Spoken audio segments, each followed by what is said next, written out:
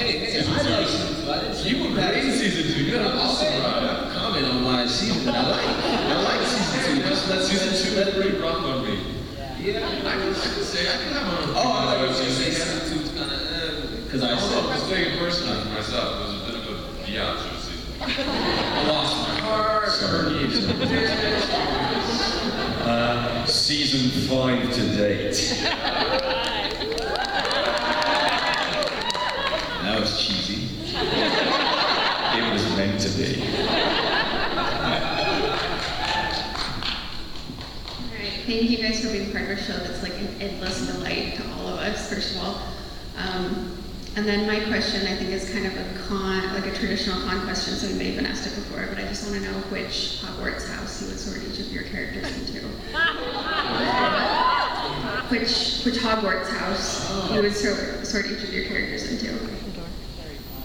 Harry Potter. Yeah, if we had a sorting hat, placed it on. If you had a sorting hat. My character? Oh, yeah, or yourself. Or yourself. Slytherin. Or she. Ksenia Gryffindor. You're Gryffindor. I'm thinking Hufflepuff. Yeah. Ravenclaw? Paul, what do you think, Hufflepuff? I have no idea what you're talking about. He's Ravenclaw. Never read a word. Slytherin. Never watched a minute.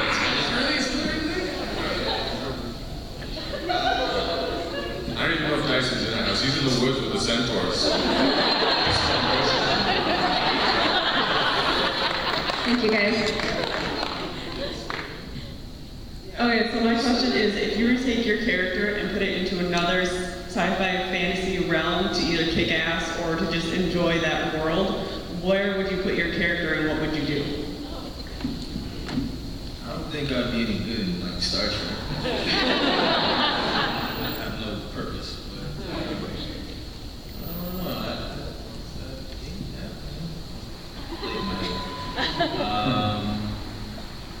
I think my character could fit into True Blood, and I'm quite a fan of True Blood. I think he could rock up as one of Eric's mates. Yeah, do some damage. Yeah.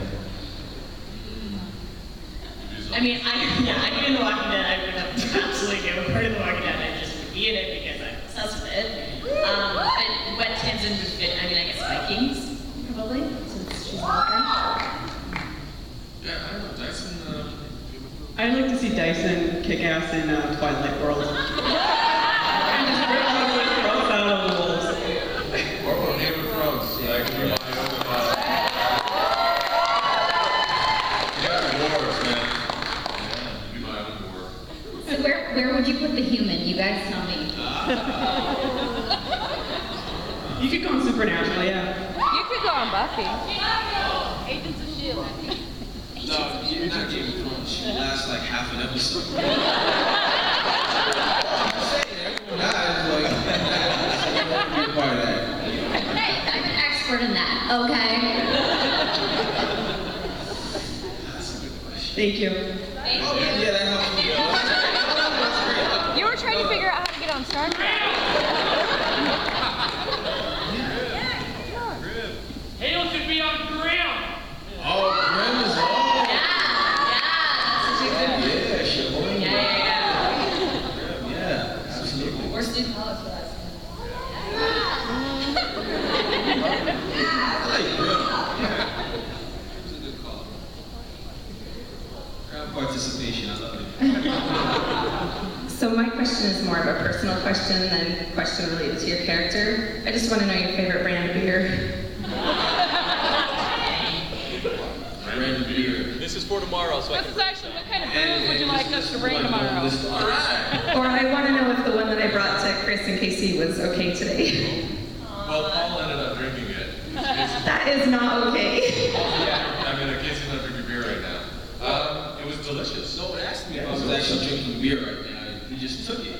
No, the one I brought you this I morning. didn't think you wanted more beer, so I don't know. The question is, really. why did you bring beers for them, not me? Because you were at the other end and I hadn't made it down there yet and I had to get here to be in the front row.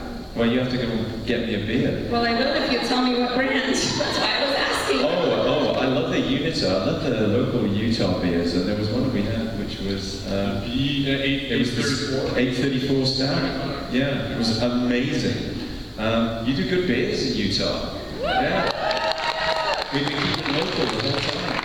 Yeah, it's awesome. Thank you. You know, anything organic?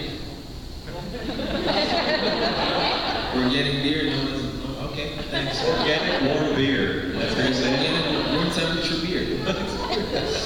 With lentils in it. In a bottle, not a can.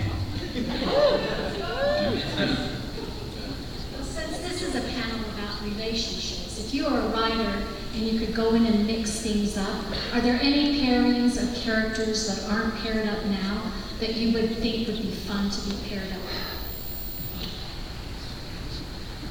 Yeah, I can't believe Tamsin and Vex are like we've more than 5 seconds together. Yeah, okay, good.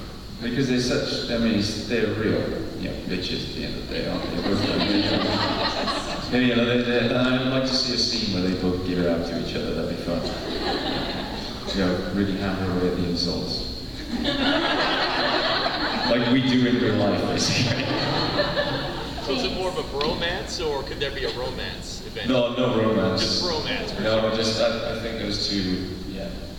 Yeah. Good job. Because I've gotten to work with Manuel, and that was so much fun, although it was primarily in season 3. But I loved seeing the dynamic of those two characters, and of course you've worked with Manuel as well. Yeah, just one. A great deal. Any interaction with 2 dark characters, because they all seem to have sort of such strong, forceful, deviant personalities, I think is fun to explore. Okay, well, thank you. Thank you. I was wondering how you feel like you've grown as an actor over the years or the seasons. I'm chiseling away at the last little bit of reputation I had as a classical actor in this world. And then the last little bit in season 5, and then I'm done. Yeah, I've shrunk. For the rest of us, unlanded trained actors, it's been a fantastic journey of growth and learning. Lost Girl is an amazing show because it provides us with an opportunity to really challenge us in this craft. I mean, a lot of times when you're playing, a human in a very normal situation, your job is to, make it authentic and just connect with the person you're working with. We have to do that as well, but we also have to layer on all these layers of fantasy and imagination. And what that really relies on is, in the end of the day, is craft. You're looking at a little green ball, and it's got to be the thing you're most scared of in your life. Or I remember once doing that scene with you when you used your power on me for the first time. It was the first time that you had seen what Rachel's power does. And it was like, okay, so how am I affected by this doubt? And you really feel very bizarre doing it because Rachel's just looking at me with her beautiful face, and she's just looking at me, and I'm like, no!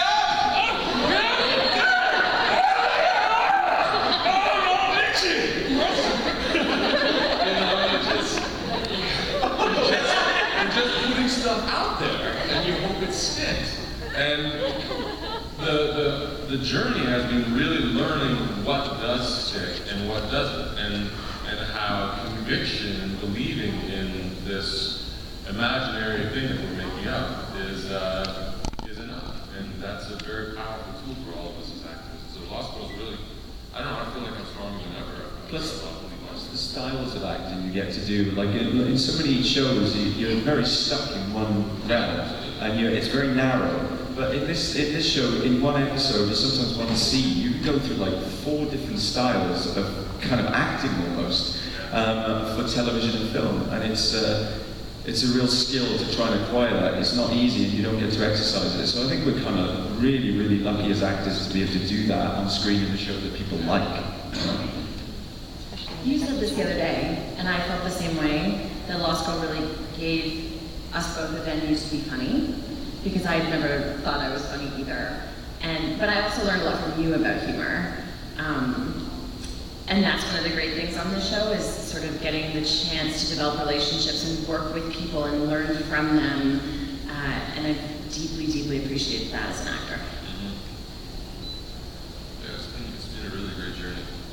Thank you very much.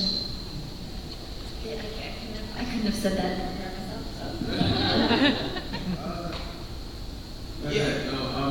Oh, no, we got no questions. Bill's giving you KC. No, hey! And like next time we're gonna start from here. Yeah.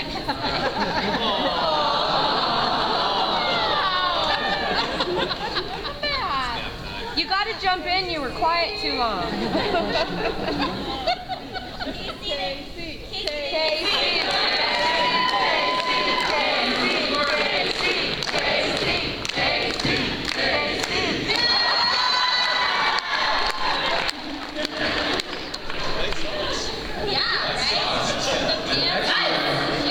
America's birthday.